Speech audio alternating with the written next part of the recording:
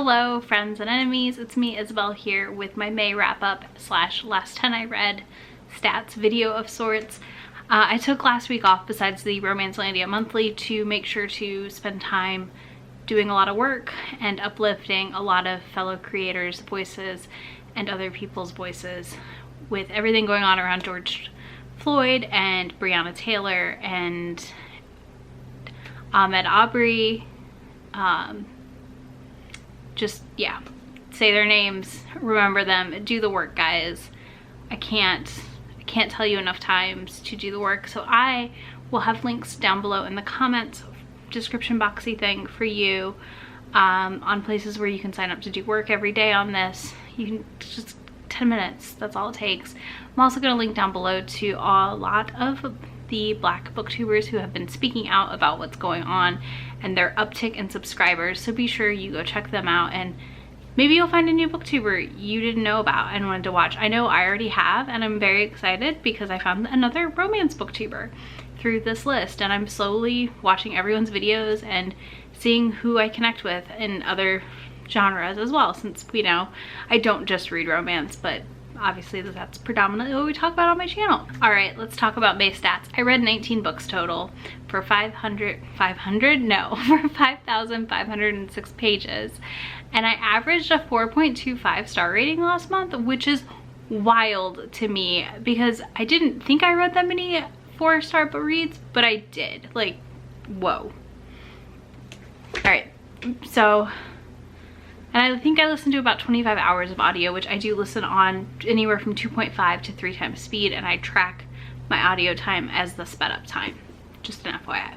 But I want to start with the book I talked about for my May Romance Favorites collab video with all of my friends. That was The Virgin and the Rogue by Sophie Jordan. I'm going to keep this quick. This was a 5-star read for me.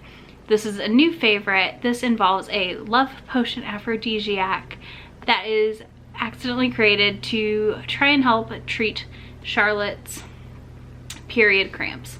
She has really bad cramps before her period. Her sister is training to be a doctor of sorts, or a medical assistant, nurse, whatever it would be called back then. And Kingston, her brother-in-law's half-brother, shows up. Some things happen. There's a library involved.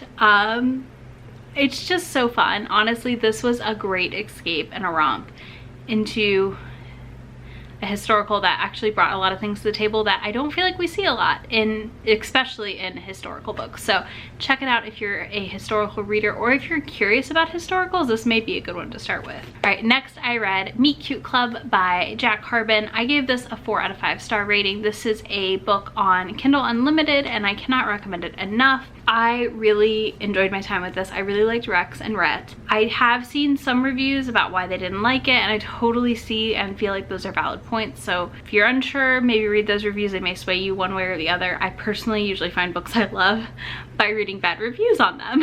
I don't know if that's just me. Maybe it is, I don't know. But yeah, so I really liked this. This is all about a romance book club that Rex has, and the end grovel is spectacular. This is like, it was great. I'm really excited to see where else Jack's writing goes as time passes here, because he is still very new to writing like romance, and this is like his 3rd book ever. All right, next I've got a grouping of books because I read and am caught up on an entire series now, and it is the Hidden Legacy series.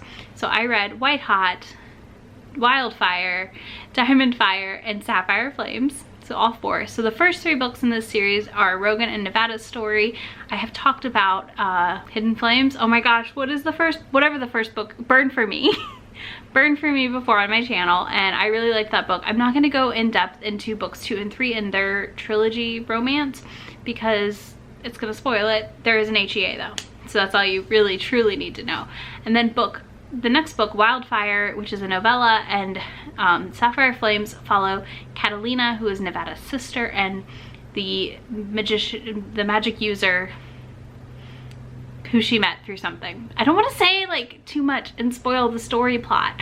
And it's delightful. They're very much a will they won't they feeling. I mean, you know they will. The whole trilogy, next 3 books are about them, but they have that vibe of like, I love you, or I'm into you and I don't want to be into you, which I think can always, not always, can be really fun when done well. And I think Ilona Andrews does this delightfully, so. And all of these for me ranged from a 4 to a 5-star read. The only one I rated 3 stars was the novella. It's a novella. There's just not a lot of meat to it, so it's hard to give it a 5-star or a 4. Then we have all the books I read for the Reading the Trope Bodyguard edition, and that was fun. I will link that video also for y'all up here in the cards and down below if you want to check it out and you haven't watched it yet. I'm just gonna run through these really quickly because, like I said, I feel like I've talked about them enough on my channel that I don't need to like re-review them for you, because you can go watch the other video and see the review.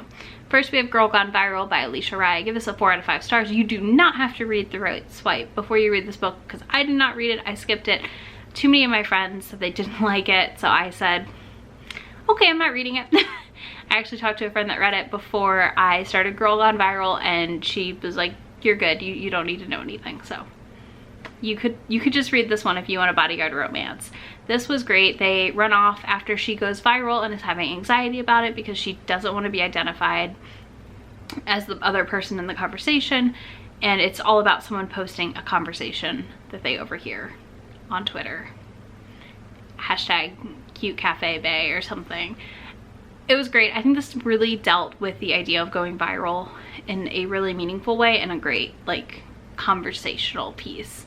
This would be a good book club pick. Next, we have Dearest Rogue by Elizabeth Hoyt.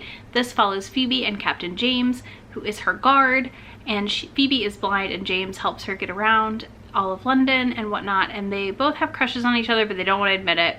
Stuff happens. There's like adventure suspensiness, which I feel like you don't get a lot of in historical, so that was really, really fun to experience with this book. I enjoy Elizabeth Hoyt's writing a lot, and I really do need to try more of these Maiden Lane books. Next, we have Reverb by Anna Szabo. They wrote such an amazing rock star romance. This follows Misha, a rock queen who plays bass in Twisted Wishes and sings some, and David, her new bodyguard. This book hit me in the feels. This book had all the things I wanted out of a bodyguard romance, and the rock star element was so well done. I loved it so much. It was just so good, and I really, really want to go back and read the rest of Anna Szabo's Twisted Wishes series after finishing Reverb, which I gave 4 stars, by the way. Then we have Stealing Luna by Carla D. Guzman. This is part of the hashtag romance class group, which is on Twitter, and they are all in the Philippines writing romance novels, and I love this group. I've read Mina, who I think runs it, kind of, books before, and I really enjoyed them. I think they're putting out some innovative content around books, and these covers, they're shooting themselves and they're beautiful. I love them so much. But Stealing Luna is really more of an art heist novel than a bodyguard romance to me. It was so fun. I loved the setup. The reveal at the end was great. I learned about an artist I'd never heard of from the Philippines, so that was also really cool, and I enjoyed that aspect of it. And then I just got really, really hungry because the book is based partially in Spain. So yeah, I just got very hungry, and I also got hungry for Filipino food because one of my good friends is Filipino. And the last book I read, I feel like this is more than 10 books, but it must not be. I counted like 3 times, so if it's more than 10, oops, my bad. But next we have Dark Mafia Prince by Annika Victor. I read this because of Fated Mates. Take the Finger comes from this book on Fated Mates. Sarah likes to yell, take the finger. This book is high on the Banana Pants scale. Do I need to make like a little graphic for Banana Pants scale? I feel like I do, and I feel like I need to start including Banana Pants scale into my books because I like some Banana Pants books. And that scale will definitely be a banana in pants. So let me know in the comments what you think. Anyways, this is a mafia romance that 100% is a happy for now ending because we have not wrapped up the story at the end of this book, but instead are going to go into book 2 to read about one of the other three brothers. I loved this book. This is a solid 4-star read. It's jacked up though. Like, this is, I'm not joking when I tell you this is high on the Banana Pants scale. It is like 1 down from like alien barbarian planet stuff. There is violence, graphic gore, you name it, it's in this book. So please, please, please, please read content warnings before you read it.